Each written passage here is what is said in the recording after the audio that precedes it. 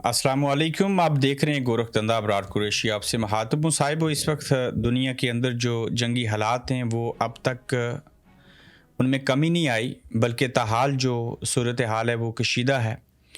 ख़बरें आ रही हैं कि कतर के ऊपर जो मज़ीद बलिस्टिक मिज़ाइल हैं और जदीद जो मिज़ाइल थे उनसे हमला किया गया। ये भी ख़बरें आ रही हैं कि जो बहरी बेड़ा था अमेरिका से, जो अबदोज़ें और दीगर चीज़ें आई थीं, उनको भी तबाह कर दिया गया है। इज़राइल के अंदर जो अवाम हैं उन्हें अलर्ट किया गया मज़ीद, और मुख्तलिफ़ मकामात के ऊपर उनको मुंतकिल किया जा रहा है।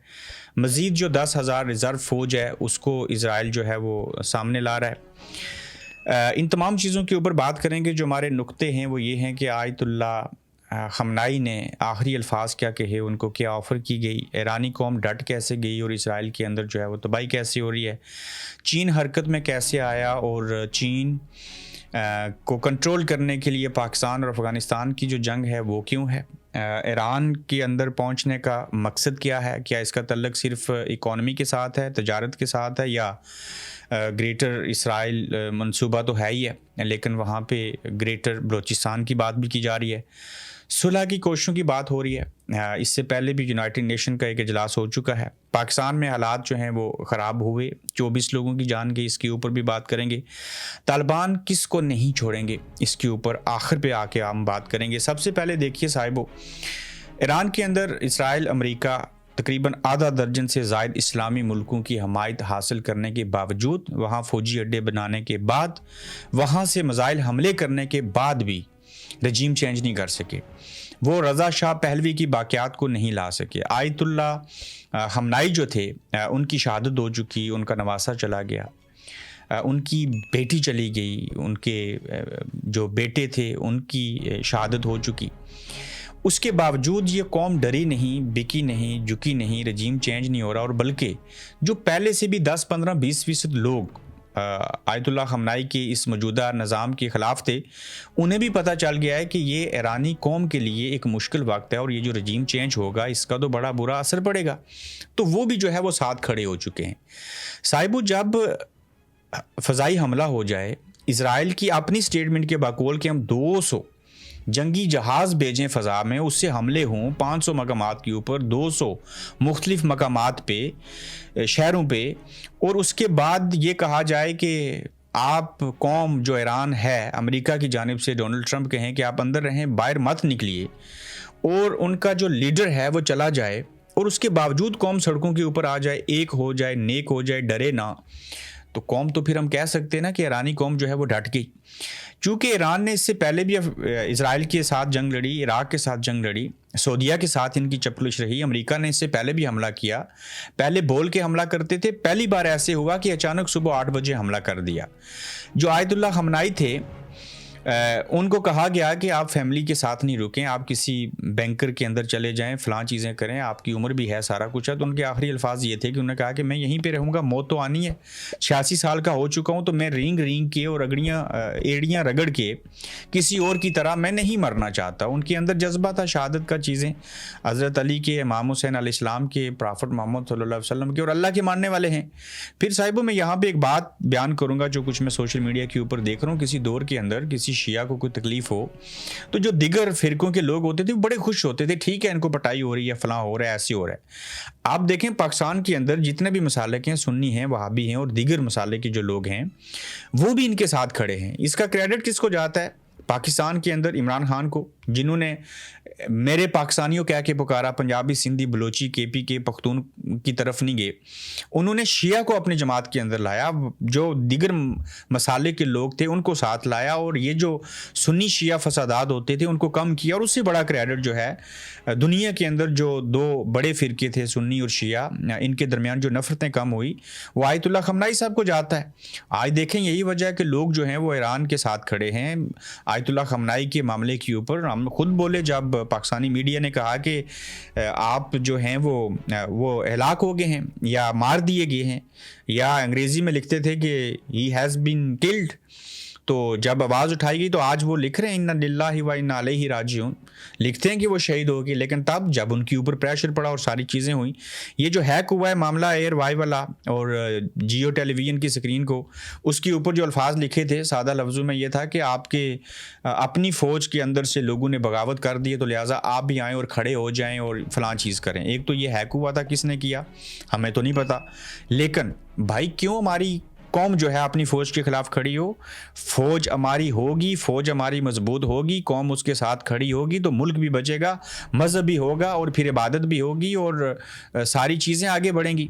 ہاں جو جرنیل کسی کے ٹاؤٹ بنتے ہیں، کوئی چیز کرتے ہیں، ان کے اوپر تنقید کی جا سکتی ہے، لیکن اپنی فوج کے خلاف مت جائیے، کسی کو نقصان مت پہنچائیے۔ اور وہ لوگ جو کہتے تھے ہم فلاں جگہ پہ گولیاں مار دیں گے، لوگ ڈر جائیں گے، فلاں ہو جائے گا، آج لوگ دیکھیے عمران خان کو نہیں کچھ ہوا، خامنائی جو آیت اللہ خامنائی ہیں ان کی شہادت ہوئی، ایران میں ہوئی، پڑوسی ملک میں ہوئی، پاکستان کے اندر لوگ نکلے، لوگوں نے سوشل میڈیا کے اوپر تنقید کی۔ الجزیرہ ٹی وی کے ایک صحافی جو ہیں زخمی ہوئے، اسطور صاحب سنا زخمی ہوئے کوریج کرتے ہوئے، ٹھیک ہے لوگوں نے گراؤ جلاؤ کیا، ساری چیزیں کی، لوگوں کو آپ نے کنٹرول کیا، لیکن 18 شہادتیں جو ہیں وہ کنفرم ہیں ایک دن میں پاکستان کے اندر، 24 کی تعداد بتائی جا رہی ہے، اور بڑی تعداد میں لوگ جو تھے وہ باہر نکلے، نقصان ہوا۔ کیوں ایسے ہوا؟ جب آپ ملک کے اندر شروع سے کہہ دیتے نا، شہادت مزاحمت کرتے، چیزیں کرتے، یہ نہ کہتے کہ ہم کھڑے تو ایران کے ساتھ ہیں لیکن بیٹھے ہوئے امریکہ کے ساتھ ہیں، اور بورڈ آف پیس کا معاملہ اور یہ ساری چیزیں تو قوم دیکھ رہی تھی۔ تو لیکن قوم کو ایک رہنا ہے، متحد رہنا ہے، اپنی فوج کے ساتھ کھڑے ہونا ہے۔ یہ میں آخر میں بتاؤں گا کہ طالبان کس کو نہیں چھوڑیں گے، یہ چیزیں کیا ہیں۔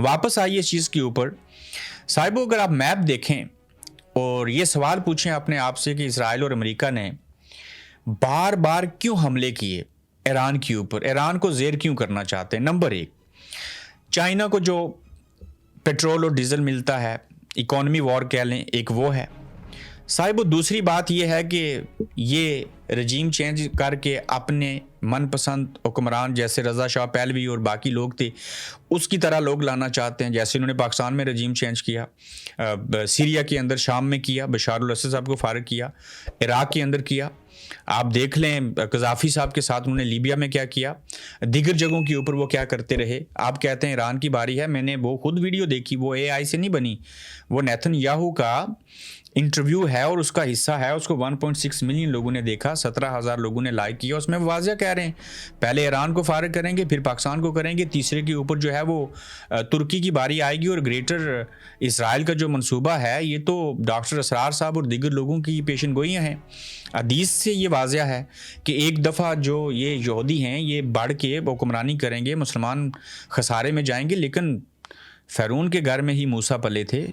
ہر دور کے اندر ظالم کے سامنے لوگ کھڑے ہوئے ہیں، ہم اس خدا کو مانتے ہیں جو سچا ہے، جو ہے وہی ایک ہے، اور پھر ہمارا ایمان ہے، ہم مایوس کیوں ہوں گے؟ تو ایک لڑکی سے کسی رپورٹر نے پوچھا ایرانی سے کہ آپ روئی کیوں نہیں، یا ان کی کوئی عزیزہ تھی یا بیٹی تھی، تو وہ کہتی ہیں کہ میں اگر رو دوں آیت اللہ خامنائی کی شہادت کے اوپر تو اسرائیل خوش ہوگا، ہم نہیں روئیں گی، ہم دلیر ہیں، اور یہ قوم باہر نکل چکی، اور انہوں نے اب تک رجیم چینج کو ناکام بنایا ہے۔ اور اب جو بات تھی کہ ایران کی طرف کیوں آ رہے ہیں، دیکھو چین کو کنٹرول کرنے کے لیے، لیکن سوال یہ ہے کہ کیا ایران کو کنٹرول کر کے رجیم چینج کر کے چائنا کو کنٹرول کیا جا سکتا ہے؟ نہیں کیا جا سکتا۔ وہاں سے 6 سے 7 ہزار جو فضائی سفر ہے وہ بنتا ہے، یہاں سے براہ راست چیزیں ہو نہیں سکتی۔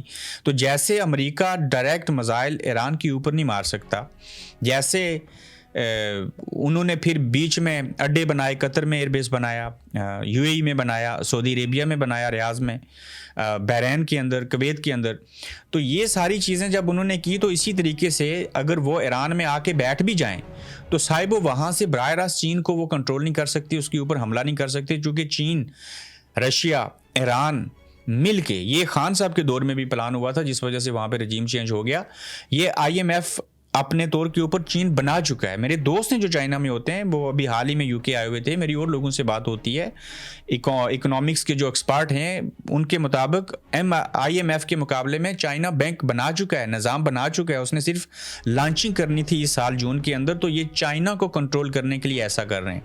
تو سوال یہ ہے، اگر آپ یہ میپ دیکھیں تو ایران سے تو اسرائیل اور امریکہ مل کے رجیم چینج ہو بھی جائے تو وہ چائنا کو تو کنٹرول نہیں کر سکتے۔ تو پھر سوال یہ ہے کہ اگلا مور رہا کیا ان کے پاس. وہ پاکستان ان کے لیے کام کر رہا ہے, جو طالبان کے افغانستان کے ساتھ وہ لڑ رہے ہیں.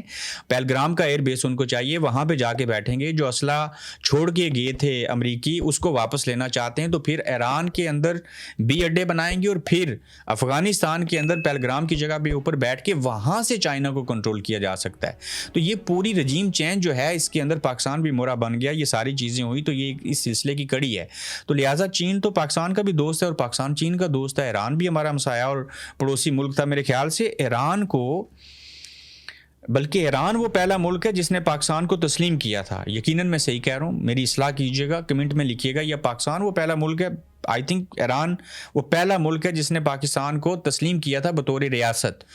تو بات کہنے کی یہ ہے کہ چین تو ویسے کنٹرول نہیں ہوگا, تو اس لیے یہ جو جنگ پاکستان اور افغانستان کے درمیان ہے, اور جو ایئر بیس چاہیے امریکہ اور اسرائیل کو وہاں سے چین کنٹرول ہوگا. تو لہٰذا چین کو بھی پتہ ہے کہ یہ جو دیوار ہے حفاظتی افغانستان کی صورت میں, ایران کی صورت میں, اگر وہ حفاظتی دیوار گر گئی تو یہ دیواریں چین کو بھی پھلانگ جائیں گے. تو اب چین اس کے اندر کودا ہے, اور جس طرح سے وہ بڑی ابدوز لے کے آتے ہیں جو پتہ نہیں 5000 کلومیٹر کی رفتار سے چلتی ہے, تو یہ ٹیکنالوجی چین کے پاس بھی ہے. اب وہ ٹیکنالوجی ایران کے پاس چین سے پہنچ چکی ہے یا نہیں پہنچی, یہ چیزیں ہوئی. اب دیکھنا یہ ہے کہ چین جو ہے وہ اپنے دفاع کے لیے ایران کی سپورٹ کرتے ہوئے کیا مدد کرے گا. اور اب تک جو حملے کیے جا رہے ہیں, تو اور ایران کہتا ہے کہ ہم نے جو نقصان کرنا تھا وہ کر دیا, ہمارے جو لیڈر تھے وہ شہید ہو چکے, عوام ہمارے ساتھ شامل ہیں, رجیم چینج ہوا نہیں, آپ کو فضا میں ہی ہم آپ سے مقابلہ کر رہے ہیں, ہم آپ کو بہتر جانتے ہیں, ہم نے اس سے پہلے بھی جنگیں لڑی ہیں. اور واقعی حقیقت ہے, ایران نے کوئی نئی جنگ تو نہیں لڑی, ایران نے تو بہت سارے ملکوں کے ساتھ جنگ لڑی, اور آج تک ایران کو کوئی زیر نہیں کر سکا. اور آج بھی شہادت کے بعد, آیت اللہ خمینی کی دنیا سے جانے کے بعد, 3 دنوں سے حملہ کرنے کے بعد, اور اس سے پہلے بھی حملے کرنے سے پہلے سب کوششیں کاوشیں کرنے کے باوجود اب تک رجیم چینج نہیں ہوا, اور اسرائیل اور امریکہ ایران کے اندر کامیاب نہیں ہوئے. الٹا وہ یہ سوچ رہے ہیں کہ کسی طرح سے صلح ہو جائے. وہ کیسے صاحبو؟ اس میں دیکھیں کہ ایران نے سب سے بڑی جو چال چلی, جو تجربہ تھا, اس کو سامنے رکھتے ہوئے انہوں نے کیا کیا. جہاں جہاں پہ اڈے تھے, UAE, سعودی عربیہ, قطر, کویت, بحرین, تمام جگہوں کے اوپر حملے کیے, اور اس جنگ کو اتنا پھیلا دیا کہ آج بڑے بڑے ارب پتی اور خرب پتی ان مڈل ایسٹ گلف کی کنٹریز کے اندر رہنے والے اس کو چھوڑ کے جا رہے ہیں. انہیں محفوظ پناہ گاہیں چاہیے. وہ برج خلیفہ میں بیٹھے ہوئے اپنے آپ کو محفوظ نہیں کر رہے, وہ ایسے شیلٹر میں بیٹھے ہیں اور جنگی حالت میں ہیں. میری لوگوں سے بات ہوتی ہے مڈل ایسٹ کے اندر, وہ ڈرے ہوئے ہیں اور سہمے ہوئے ہیں کہ کبھی بھی ہمارے اوپر پھر سے جو ہیں وہ حملے ہو سکتے ہیں. تو لہٰذا ایران نے بڑی اچھی سمجھداری کے ساتھ ان جگہوں کے اوپر حملے کر کے وضاحت بھی دی کہ دیکھیے آپ مسلم بھائی ہیں, ہم آپ کو نہیں مار رہے, وہاں مسلمان ہیں, مسلمان کو نہیں مار سکتا, لیکن آپ چونکہ ان کو جگہ دے رہے ہیں, وہاں سے ہمارے اوپر حملہ ہو رہا ہے, تو ہم جہاں پہ ان کے فوجی اڈے ہیں ہم صرف ان کو تباہ کر رہے ہیں. تو ایسا کرنے سے پریشر یہ پڑا کہ اب یہ جو UAE ہے, جو سعودی عربیہ ہے, جو پہلے کنونس کر رہے تھے آئیں ایران کو ماریں, کسی نے ایکسٹینڈ ہونا ہے, کسی نے کچھ اور کرنا ہے, ہمیں بڑی جگہ مل جائے گی, ہم اپنا ملک بڑا کر لیں گے, ہماری تجارت بڑھے گی, ہم نئی نہر کے ذریعے تجارت کریں گے, پیٹرول ادھر سے آئے گا, فلاں چیز ہوگی, ایران کی مناپلی جو ہے وہ ٹوٹے گی. اب وہ سارے کہہ رہے ہیں اسرائیل کو اور امریکہ کو کہ آپ کوئی صلح کی طرف جائیے, یہ تو آگے سے لڑ پڑے ہیں, عوام ان کے ساتھ کھڑے ہو چکے ہیں, رجیم چینج ہوگا نہیں, ہمارے اوپر مزائل گر رہے ہیں. اینڈ آف دی ڈے تو یہ بزدل تو ہیں, اگر یہ بزدل نہ ہوتے, یہ سچے کھڑے ہوتے, ان کی آخرت کی تیاری ہوتی, اللہ کے اوپر ایمان کامل ہوتا, تو کیا یہ اسرائیل اور امریکہ کو اڈے دے کے اپنے ہی برادر اسلامی ملک اور مسلمانوں کو مرواتے؟ یہاں بات سنی وابی شیعہ کسی مسئلے کی نہیں ہے, یہاں بات انسانیت کی ہے اور مسلمان ہونے کی ہے. تو ان کو ایک جگہ کے اوپر کھڑا ہونا پڑے گا. اور یہ جو باقی ممالک کے اوپر حملے کیے ایران نے, اس کے بعد سے پریشر پڑا, اور اوپر سے امریکہ اور اسرائیل کو اب تک اس طرح سے کامیابی نہیں ہوئی. بے شک آیت اللہ خمینی جو ہیں وہ شہید ہو چکے ہیں, لیکن انہوں نے پہلے جو جنگیں ہوئیں, جب پہلے چیزیں ہوئی تھی تو وہ فیصلے کر چکے تھے کس نے سپریم کمانڈر بننا ہے, سپریم لیڈر. 40 ہمارے جو ایران کے فوجی کمانڈر تھے, بڑے جو افیسران تھے, ان کی شہادت ہوئی. اس ساری صورتحال کے پیش نظر جو پہلے سے پلاننگ کی ہوئی تھی انہوں نے اسی کو لے کے آگے بڑھ رہے ہیں, اور یہ جو نئی قیادت ہے وہ اسی تسلسل کو آگے لے کے بڑھ رہی ہے. اور اب تک سبکی ہے اسرائیل کو اور امریکہ کو, چونکہ ادھر سے بھی کارروائی جو ہے وہ جوابی ہو رہی ہے. یہ کب تک ہوتی رہے گی؟ کیا یونائٹڈ نیشن کا جو دوبارہ سے اجلاس ہے وہ ہوگا؟ کیا کوئی صلح کی طرف باتیں جائیں گی؟ یمن نے بڑی اچھی آفر کی تھی, انہوں نے کہا تھا, لیکن اس بار بھی اگر اسرائیل اور امریکہ رجیم چینج کرنے میں ناکام ہوتے ہیں، ان کا یہ فارمولہ ناکام ہو جاتا ہے، تو پھر ان کو پھر کئی سال لگیں گے دوبارہ سے اس طرف پیش قدمی کرنے میں. تو نہ تو امریکہ اور اسرائیل ہار مان رہے ہیں، نہ ایرانی قوم جو ہے وہ ہار مان رہی ہے اور آگے سے وہ مقابلہ کر رہے ہیں. وہ کہتے ہیں بھلے ہمارے پاس ایٹمی بڑے میزائل نہیں ہیں، کاش وہ ہوتے تو یہ چلا بھی دیتے، اس سے تو پوری دنیا کی تباہی ہو جاتی. لیکن جیسے کیسے بھی حالات ہیں، وہ ڈٹ کے کھڑے ہو کے لڑائی لڑ رہے ہیں، رمضان کے مہینے میں لڑ رہے ہیں. اور قوم جو ہے وہ کسی ملک کی قوم اپنی لیڈرشپ، اپنی فوج، اپنے جو رہنما ہیں ان کے ساتھ کھڑی ہو جائے تو پوری دنیا ایک طرف لگی رہی ہے، کوئی اسے شکست نہیں دے سکتا. اور ایران کوئی چھوٹا ملک نہیں ہے، آبادی اور رقبے کے اعتبار سے بہت بڑا ملک ہے. کس کس کو ماریں گے، کہاں کہاں ماریں گے. اور لوگ اندر چھپنے کے بجائے جب باہر آ گئے ہیں بڑے مجمع کی صورت میں، تو اس سے ثابت کیا ہوا کہ لوگوں نے رجیم چینج میں ساتھ نہیں دیا. وہ اپنے لوگوں کے ساتھ، اپنے ملک کے ساتھ، اپنی لیڈرشپ کے ساتھ، اپنی فوج کے ساتھ کھڑے ہیں. تو لہٰذا یہ کسی صورت جو ہے وہ کامیاب نہیں ہوں گے. طالبان کس کو نہیں چھوڑیں گے. گزشتہ رات احمد میر صاحب نے بھی پچھلے 3 4 5 سالوں کی جو ڈیولپمنٹس تھیں مشرف صاحب کے دور سے لے کے بڑا مفصل انہوں نے بلاگ کیا، اور اس کے اندر انہوں نے دعویٰ کیا کہ ہم یہ بات پہلے بھی کہتے تھے. ہمیں خود طالبان کے لیڈر اسلام آباد میں جب آتے تھے، ان کا آنا جانا تھا، وہ بیٹھ کے ہمیں بتاتے تھے کہ جو 9/11 کے بعد پاکستان نے امریکہ کو اڈے دے کے ہمیں مارا، ہم ان سب چیزوں کا بدلہ لیں گے.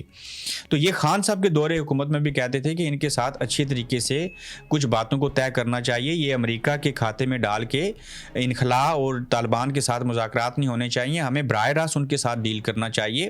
جو غلط ہیں ان کو مارنا چاہیے، جو صحیح ہیں ان کے ساتھ کو معذرت خوانا رویہ نہیں اپنائیں، بلکہ ان کو کہیں ہم سے غلطی ہوئی، آگے ہم نئے سفر کا آغاز کرتے ہیں. لیکن اب جو پاکستان نے افغانستان کے اوپر حملہ کیا ہے، یہ پاکستان کے اندر ایک تو دیکھیں نا، ایران کے اندر جو تباہی ہوئی اس کی وجہ سے پاکستان میں لوگ باہر نکلی اور 24 لوگوں کی شہادت ہوئی. اور جو طالبان کے ساتھ معاملہ ہے اس کے اوپر بھی لوگ جیسے بھارت کے ساتھ جنگ میں شامل تھے ویسے نہیں ہیں. کیوں نہیں ہے؟ یہ تو ہماری جو لیڈرشپ ہے اس کو یہ سوال اپنے آپ سے پوچھنا چاہیے. تو جب ہم طالبان کو ماریں گے، جس دور میں ماریں گے وہ تو بدلہ لیں گے. جب ان کے لوگ مریں گے تو وہ واپس جوابی کارروائی کریں گے. کیسے؟ ایئر فورس تو ان کے پاس ہے نہیں، ان کے پاس تو طیارے ہے نہیں، پائلٹ بھی نہیں ہے. تو انہوں نے وہ خود کش بمبار لے کے آنے چیزیں کرنی ہے. تو لہٰذا دوسرے کی جنگ کو دوسرے کے فائدے کے لیے ہمیں اپنی تباہی نہیں کرنی چاہیے. یہ ڈالر تھوڑے عرصے کے لیے ملیں گے. ہمیں ایک قوم بن کے اپنی فوج کو مضبوط کرنا ہے. فوج نے عوام کی رائے کو مد نظر رکھنا ہے، آگے بڑھنا ہے. پڑوسیوں سے چھیڑ چھاڑ کریں گے. دیکھیں چین ایران کی مدد کر رہا ہے، چین کو اپنی پڑی ہے، ہم کسی اور کی جنگ لڑ رہے ہیں. تو چین بھی ہاتھ سے گیا، رشیا بھی گیا، ایران بھی چلا گیا. بھارت کے ساتھ پہلے معاملات ٹھیک نہیں ہے. تو آپ کا دوست ہے کون؟ میں بتاتا ہوں، اسرائیل اور امریکہ. وہ اگر ایران کو نہیں چھوڑ رہے، افغانستان کو نہیں چھوڑ رہے، انہوں نے کسی کو نہیں چھوڑا.